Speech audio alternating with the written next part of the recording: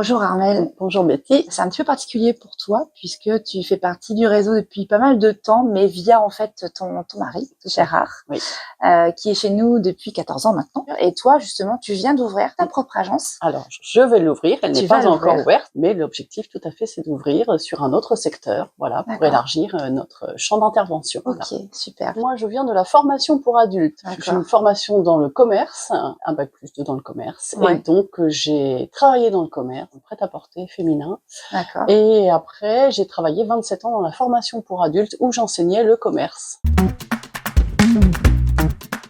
La formation, actuellement, est-ce qu'elle répond vraiment à tes attentes, aux exigences que tu pouvais avoir jusqu'à présent? Oui, tout à Ouais. fait, parce que la première semaine, on a vu toute la partie vente, prospection, Ouais. donc vraiment très Un axe intéressant. important. Ouais. Et puis, maintenant, on est plus sur du technique, donc Ouais. très intéressant aussi, puisqu'il va falloir qu'on puisse accompagner nos clients correctement. Indispensable, cette formation. Indispensable. Ce qui te plaît le plus, justement, par rapport à Illico Travaux, pourquoi Illico plutôt que de démarrer toute seule, tu vois, c'est une vraie question, j'imagine. Alors, être accompagné par un groupe, par une franchise, c'est quand même top, parce qu'on a quand même tous les outils mis en place. Ça fait 14 ans que je vois qu'Illico cherche toujours à être performant, anticipe, cherche à être innovateur à chaque fois, des nouvelles idées, voilà, être précurseur dans plein de domaines. Donc vraiment, on a un appui de la franchise très, très fort, très présent.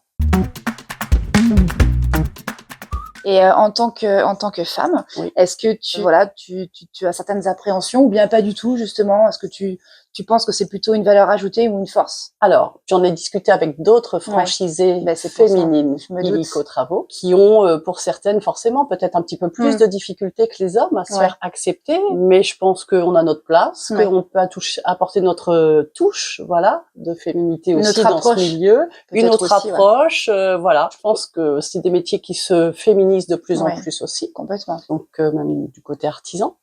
Donc, je pense qu'il n'y a pas de raison et que, voilà, je peux apporter autre chose aussi.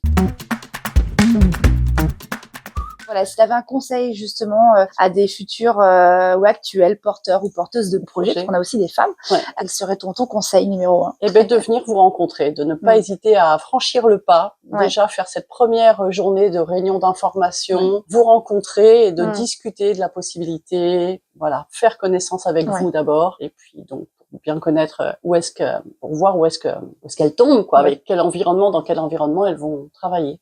Voilà, commencer par ça, et puis après, pourquoi pas aller jusqu'au bout, faire la formation et puis mener à bien le projet. Voilà. Eh ben, je te remercie beaucoup, Armelle, en tous les cas. Bonne avec continuation. plaisir, Betty. Merci, merci.